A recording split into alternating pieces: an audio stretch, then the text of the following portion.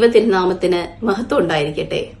ഇന്നത്തെ നമ്മുടെ ചിന്താവിഷയം അനൻസിയേഷൻ ടു മദർ മേരി എന്ന് വെച്ചാൽ ഗബ്രിയേൽ മാലാഖ ദാവീദ് ഗൃഹത്തിലുള്ള യൗസേപ്പുമായി വിവാഹം നിശ്ചയിച്ചിരുന്ന മറിയാമിനോട് വചന പ്രഘോഷണം നടത്തുന്ന സംഭവമാണ്. ആ വചനം തന്റെ കർണങ്ങളാൽ കേട്ട് പരിശുദ്ധ അമ്മ ദൈവപുത്രനെ തന്റെ ഉദരത്തിൽ പേറി.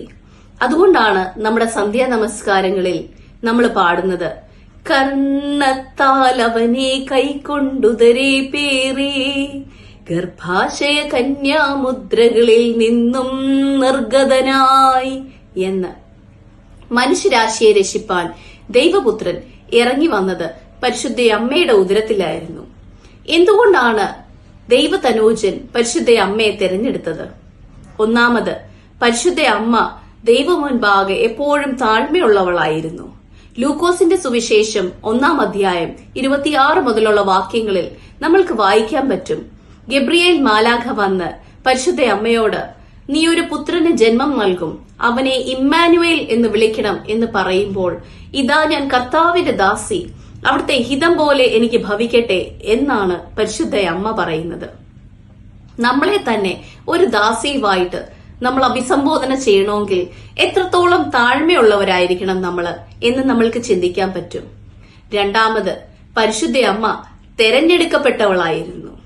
അന്നത്തെ കാലത്ത് ഒട്ടേറെ രാജകുടുംബങ്ങളും കൊട്ടാരങ്ങളും ഉണ്ടായിട്ട് ദൈവം തെരഞ്ഞെടുത്തത് യുവാക്കിമിന്റെയും ഹന്നയുടെയും മകളായ പരിശുദ്ധ അമ്മയാണ്. സംഖ്യാപുസ്തകം 17-ാം അധ്യായത്തിൽ നമ്മൾക്ക് വായിക്കാൻ പറ്റും എങ്ങനെയാണ് ദൈവം പൗരോഹിത്യത്തിലേക്ക് അഹ്റോനെ തെരഞ്ഞെടുത്തത് എന്ന്.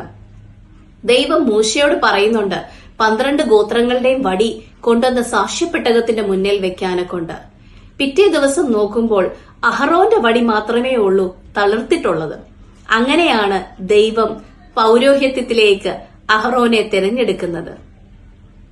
അതുകൊണ്ടാണ് പരിശുദ്ധ സഭ ദൈവപുത്രനെ തന്റെ ഉദരത്തിൽ പേറിയ പരിശുദ്ധ അമ്മയെ അഹ്റോന്റെ തളിർത്ത വടിയുമായി സാമ്യപ്പെടുത്തുന്നത്. അങ്ങനെയാണെങ്കിൽ ദൈവം തെരഞ്ഞെടുക്കപ്പെട്ട ജനമാണ് സഹോദരങ്ങളെ നിങ്ങളും ഞാനും. വെറും ഒരു ക്രിസ്ത്യൻ ഫാമിലിയിൽ ജനിച്ചതുകൊണ്ട് മാത്രമല്ല നമ്മൾ ക്രിസ്ത്യാനികളായത്, മറിച്ച് God chose us to follow him. അമ്മ ഒരു വീടിന്റെ വിളക്കാണ് എന്ന് നമ്മൾ എപ്പോഴും കേൾക്കുന്ന ഒരു വാക്യമാണ്. വിളക്കിനെ എപ്പോഴും ഉയരത്തിലാണ് നമ്മൾ എടുത്തു വെക്കുക, അല്ലെങ്കിൽ അതുകൊണ്ട് ആർക്കും വലിയ ഗുണമൊന്നും ഉണ്ടാകുകയില്ല.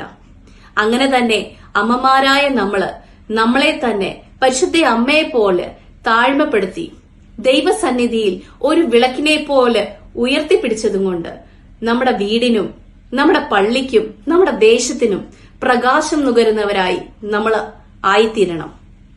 അതിനായിട്ട് ഈ പരിശുദ്ധ നൊയമ്പ് നമ്മളെ സഹായിക്കട്ടെ. പരിശുദ്ധ അമ്മയുടെ മാധ്യസ്ഥത എപ്പോഴും നമ്മുടെ കൂട്ടത്തിൽ ഉണ്ടായിരിക്കട്ടെ എന്ന് പ്രാർത്ഥിച്ചുകൊണ്ട് എന്റെ വാക്കുകളെ നിർത്തുന്നു. ദൈവം നിങ്ങളെ അനുഗ്രഹിക്കട്ടെ.